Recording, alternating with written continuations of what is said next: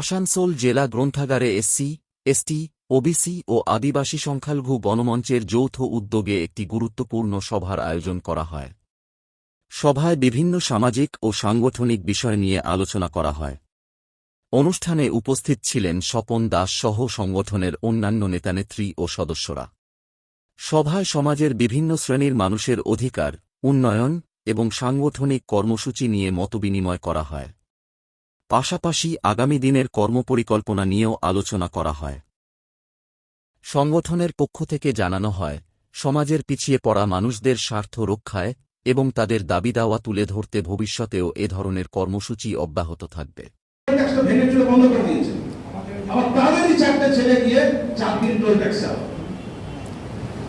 ওখানে হিন্দুস্তান কেবল একটা মানে কোম্পানি দেয়, ইসিএল দেয়, সেই যে সিকিউরিটি কোম্পানি তাকে, আর ছেলেটা পায় কত?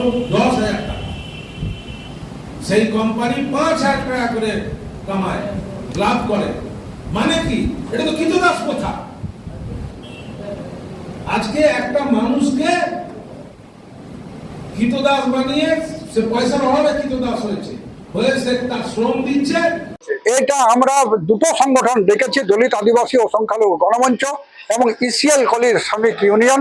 এটা মূলত আমাদের থেকে ডাকলেও আমরা সব সংগঠনকে ডেকেছি, ডেকে তাদের মতামত নিয়ে এই অবস্থায় আমরা কি ধরনের আন্দোলন করব আগামী দিনে পথ চলার। যদি এইটা পুলিশ রাষ্ট্রে পরিণত হয়, আমাদের সবচেয়ে কষ্ট হচ্ছে যে ভারতে হিন্দু মুসলমান সৌভ্রাতৃত্ব ছিল, সেটা এরা এসে বলছে একটা হিন্দু রাষ্ট্র করবে। হিন্দু রাষ্ট্র যদি হয় তাহলে আদিবাসীদের অধিকার থাকবে না, শিডিউল কাস্টের অধিকার থাকবে না, সংখ্যালঘু মুসলমান বা খ্রিস্টান বা অন্যান্য যে সমস্ত ধর্মীয় শিখ বা এদেরকে অধিকার থাকবে না।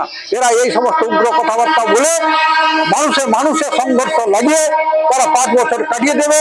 আর পক্ষান্তরে তারা রেল মানে বিভিন্ন সম্পত্তিগুলো ইস্কো এগুলো আদানি আম্বানির হাতে তুলে দেবে। অলরেডি কয়লা খনিকে তুলে দিয়েছে আদানির হাতে।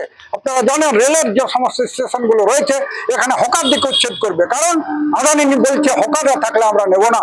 তাহলে হকাররা যখন বড় কিছু কমপ্লেক্স করবে, ওরা বিজনেস গড়ে তুলবে, তাদের ডাইরেকশনেই, এই পুঁজিপতিদের ডাইরেকশনেই এই সমস্ত তারা উচ্ছেদ অভিযান করছে, এই সমস্ত ডোজা সংস্কৃতি করছে। আপনারা জানেন